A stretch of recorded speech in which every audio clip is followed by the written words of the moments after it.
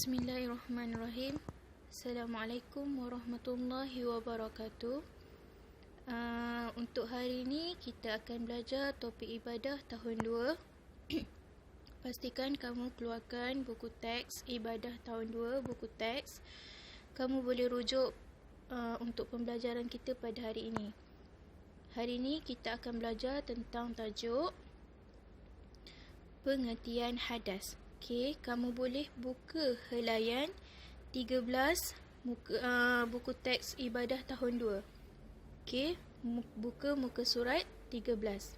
Pelajaran 2, hadas kecil dan hadas besar. Okey, hari ini kita masuk kepada pengertian hadas. Okey, kita nak tahu apa itu yang dikatakan dengan hadas. Okey, pengertian hadas ialah keadaan seseorang yang tidak suci sehingga menyebabkan terhalang untuk melaksanakan ibadah. Okey, bila kata hadas, hadas ni adalah sesuatu keadaan yang mana kita bukan dalam keadaan yang bersih. Okey, hadas tu bermakna kita dalam keadaan tidak suci, iaitu dalam keadaan kotor. Kotor yang macam mana nanti kita akan tengok. Okey, contohnya apa? Okey, contoh ibadah yang terhalang. Kalau kita dalam keadaan berhadas, kita tak boleh membaca Al-Quran, kita tak boleh solat dan kita tak boleh melakukan ibadah-ibadah yang lain. Okey. Okey, seterusnya masuk kepada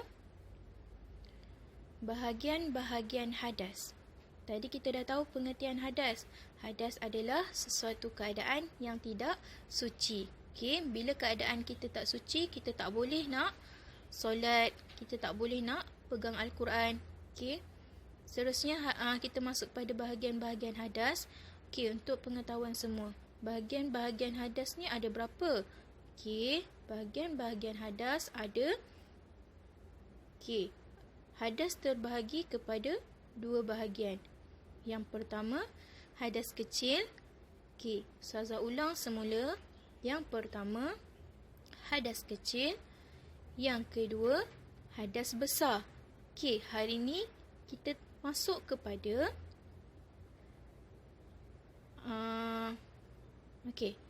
hadas kecil terlebih dahulu. Kita tahu dulu apa itu hadas kecil. Tadi kita dah tahu hadas terbahagi kepada dua. Hadas terbahagi kepada dua. Hadas kecil dan hadas besar. Okey, sekarang kita masuk kepada maksud hadas kecil. Okey, apa yang dimaksudkan dengan hadas kecil ni? Okey, hadas kecil adalah keadaan yang mewajibkan seseorang untuk berwuduk apabila hendak melakukan ibadah. Okey, bila kita dalam keadaan berhadas kecil, kita wajib untuk berwuduk sebelum kita melakukan sesuatu ibadah. Tapi kalau kita tak berwuduk, bermakna ibadah kita tidak akan sah sebab kita dalam keadaan yang kotor dan tidak suci. Macam mana cara kita nak membersihkan hadas kecil ni? Cara kita nak membersihkan hadas kecil ni adalah dengan berwuduk. Bila kita dah berwuduk, barulah kita boleh melakukan solat, pegang Al-Quran dan juga sebagainya. Okey, seterusnya, contoh-contoh hadas kecil. Apa contoh-contoh hadas kecil ni? Okey, ada yang tahu dan ada yang belum tahu. Okey, kita tengok contoh-contoh hadas kecil. Antaranya adalah, okey, yang pertama, tidur tidak tetap punggung. Okey, tidur tidak tetap punggung. Apa yang dikatakan dengan tidur tidak tetap punggung ni? Okey, tidur tidak tetap punggung ni maksudnya kita tidur dalam keadaan mengiring, bukan tidur dalam keadaan melentang. Kalau tidur dalam keadaan melentang, punggung kita tetap pada lantai. Okey, bermakna tu bukan dalam keadaan berhadas kecil. Tapi andai kata kita tidur dalam keadaan mengiring, kita dah berwuduk, lepas tu terlelap. Lepas terlelap tu kita tidur dalam keadaan kita tak tahu kita tidur yang macam mana. Kita tidur mengiring ke, kita tidur meniarap ke, makna punggung kita tak tetap pada lantai. Okey, maka itu adalah menyebabkan berlakunya hadas kecil. Jika nak solat semula, maka kena perbaharui wuduk. Okey, yang kedua, Yang kedua, keluar sesuatu daripada kubul atau dubur. Okey, keluar sesuatu daripada kubul atau dubur. Seperti, apa yang keluar daripada kubul atau dubur ni? Seperti terkentut, terkencing, terberak. Itu semua merupakan perkara-perkara hadas kecil. Bila mana kita dah buang air, contohnya kita buang air kecil ke, buang air besar ke, kita kena ambil semula wuduk jika kita hendak melakukan ibadah seperti solat atau pegang Al-Quran. Tak boleh terus solat saja. Lepas buang air, malas nak ambil wuduk, kita terus solat je. Jadi ibadah kita tak sah sebab pada ketika itu kita dalam keadaan berhadas kecil. Seterusnya, yang ketiga. Yang ketiga, bersentuh kulit antara lelaki dan perempuan yang halal nikah tanpa lapik. Ustazah ulang semula, bersentuh kulit antara lelaki dan perempuan yang halal nikah tanpa lapik. Maksudnya dekat sini, sama ada kita tersentuh atau kita saja-saja sentuh kulit ke kulit tanpa ada lapik dengan kain, maka kita akan berada dalam keadaan hadas kecil. Bila mana kita dah tersentuh kulit lelaki ataupun kita tersentuh kulit perempuan yang kita halal nikah, maka kita kena perbaharui semula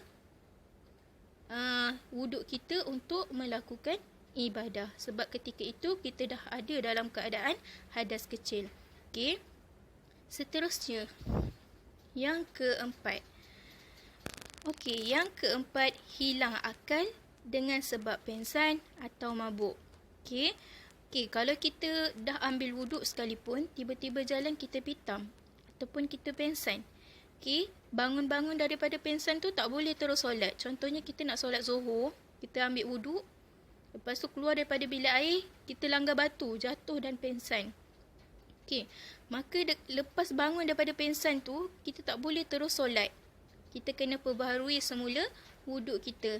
Sebab ketika itu kita sudah pun dalam keadaan berhadas kecil. Kalau kita nak mula solat semula, kita kena angkat semula wuduk yang baru. Barulah kita boleh solat seperti biasa. Seterusnya, yang kelima, menyentuh kemaluan tanpa lapik. Maksud menyentuh kemaluan tanpa lapik ni, kita sentuh kemaluan tanpa adanya lapik kain tuala ke, lapik kain plekat ke.